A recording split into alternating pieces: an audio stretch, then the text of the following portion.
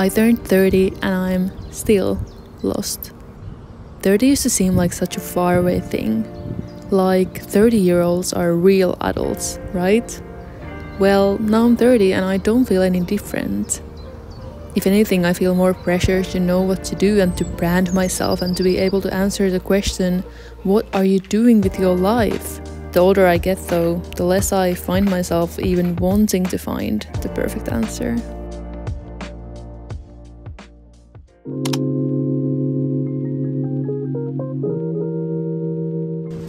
Hello guys, I'm blinded by the sun. It's great. I'm actually turning 30 on Friday this week, which is so crazy. Like, where did my whole life, where did it go? I was thinking that I will do like a glow up before I turn 30. So what I did was I trimmed my hair. Not that you would know this because it was like this much. But then I didn't have the time to do any other glow ups because I got the norovirus last week.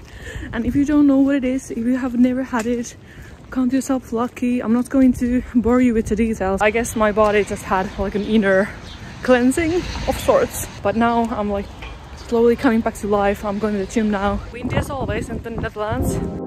This whole turning 30 thing has got me thinking about my 20s and what I've done in my life. Has it been perfect? No. Have I made mistakes? Of course. But has my life been full of adventures? Absolutely.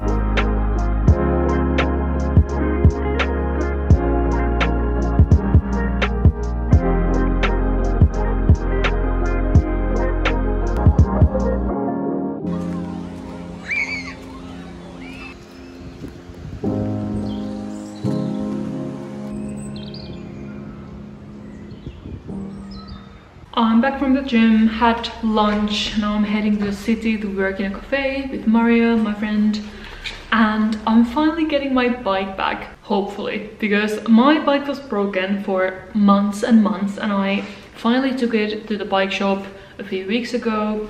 But the problem is that the guy at the shop was an old guy and he either honestly didn't understand English or he was pretending that he didn't understand me. So I'm just like, it's gonna be a mystery for all of us if I get my bike back and how much it costs and everything. So we're just gonna see. We're just gonna have to see, okay? I also finally took a skirt that I have had for months to a tailor, so I'm also getting that back today. And I don't know, I'm excited to see if it turned out well. And while I'm going to the tailor anyway, I'll also take my yoga bag and see if he can fix this because it's broken, as you can tell. And I just love this one because I bought it from India. I just need to go now and catch the bus, hopefully for the last time. I hate taking the bus. It obviously costs money and also I just don't like buses.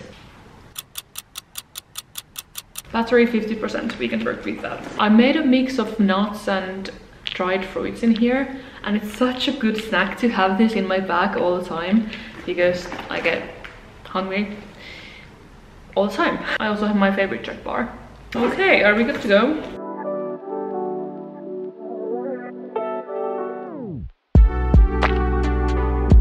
So here I am just listening to dramatic music and imagining a cool fight scene in my head. Anyway, when I got off the bus, I saw this clothes store I hadn't noticed before and I just had to get in to check it out.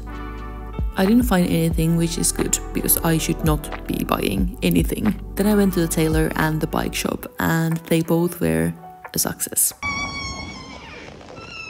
Next up was Lucifer. This is a chain cafe, but they have amazing coffee and a cool interior. And this one at Eindhoven Central is very spacious and perfect for working. This is Maria. I have a friend.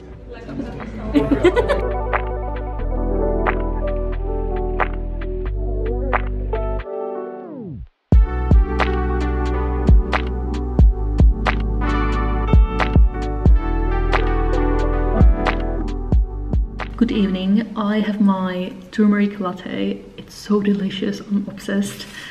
And another thing that I'm obsessed with lately is Fallout. We just finished it yesterday with Matti, or a few days ago, I don't know, it feels like forever because it was so good. I don't know, I can't even explain to you how good it is. So basically Fallout is a game series. It's like a post-apocalyptic world, and like you are just trying to survive in the wasteland and like fighting all these monsters and people, of course, and it's just very exciting. I played Fallout 4 years ago, and it was the first role-playing game that I played, and it's just very close to my heart because of that. I have played that for like 170 hours, so have spent some time with it. So the show came out, it's amazing. The humor is pretty weird and there's a lot of violence, but if you can stomach that, then even if you haven't played the games, I would highly recommend it if you like post-apocalyptic stuff. And now I'm actually going to play Fallout New Vegas, so one of the older Fallout games. It's actually a very nice sunset outside, but I can just see the blue light of my screen.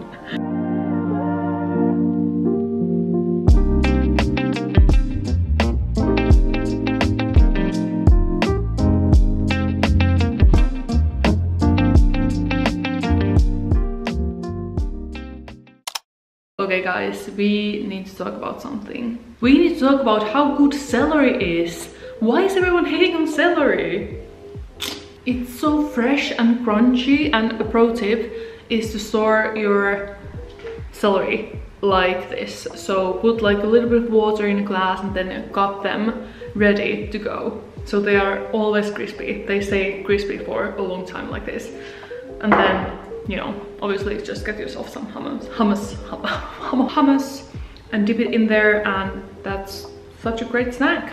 Obviously not a very filling one though. So I will also be having the Alpro protein pudding before I go to the gym. But no, but honestly guys, I had to talk to you about something which is actually a huge life update.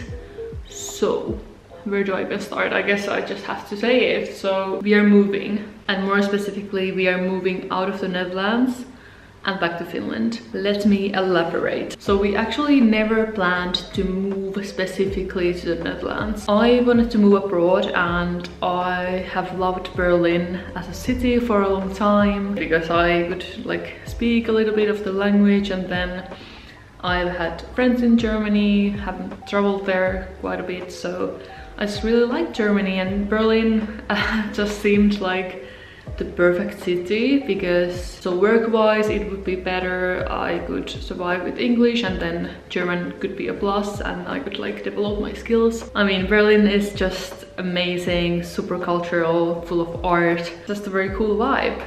But it is also very hard to get a job there. 2022 I applied for jobs there. In one interview I got to the second round, so I was very like close already, and then my dreams were crushed. So this went on, and then me and Matti decided to go travel in Asia instead and take a bit of a break.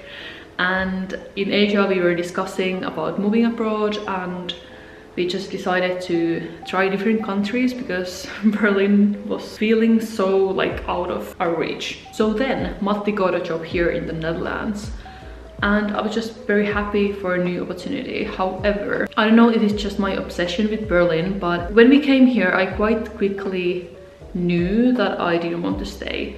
And that's not to say that I didn't give this country or this city, Eindhoven, a chance. I really always try to see the good parts of any place, and I do love aspects of living here for sure. I was still obsessed with Berlin and kind of clinging on to it, and I was still applying the jobs there last year when we were living here. I was kind of in this limbo the whole year of being here, that I didn't know where I'm going to end up, and the uncertainty was driving me insane. And also I had some problems finding real connections here, and of course I know moving to a new place it takes time to find your real friends, but I was just finding it very challenging, and I was really putting myself out there. I'm like still an introvert inside, but I went to all these meetups and I was not feeling super comfortable with like a million different people all the time. I also know quite quickly when I meet a person if we are going to click or not. And that's not to say that I don't give people a chance. I always think that people have something to give and you can learn from them. But I was hanging out with these people which were really nice, but we didn't have really much in common, and I really crave that like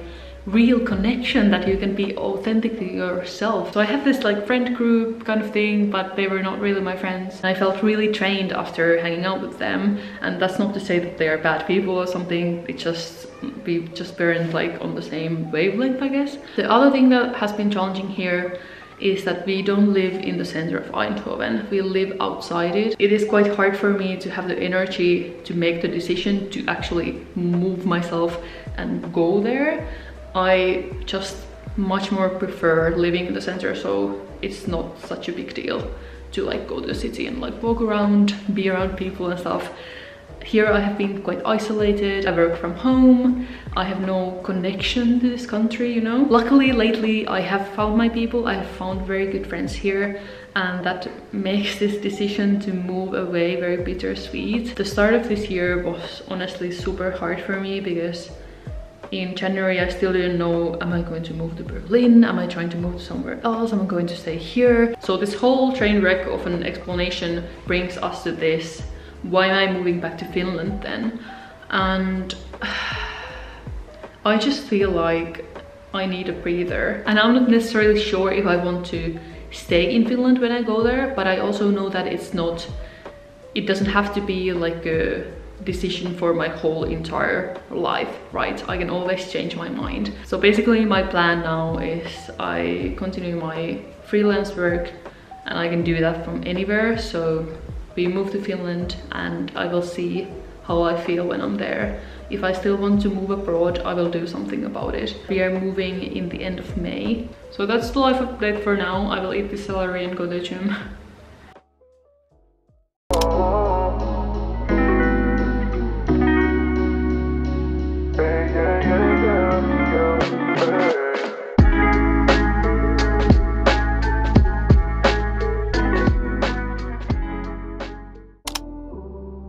If you had asked me as a 20-year-old how I would want my life to look like when I'm 30, I wouldn't have known what to answer.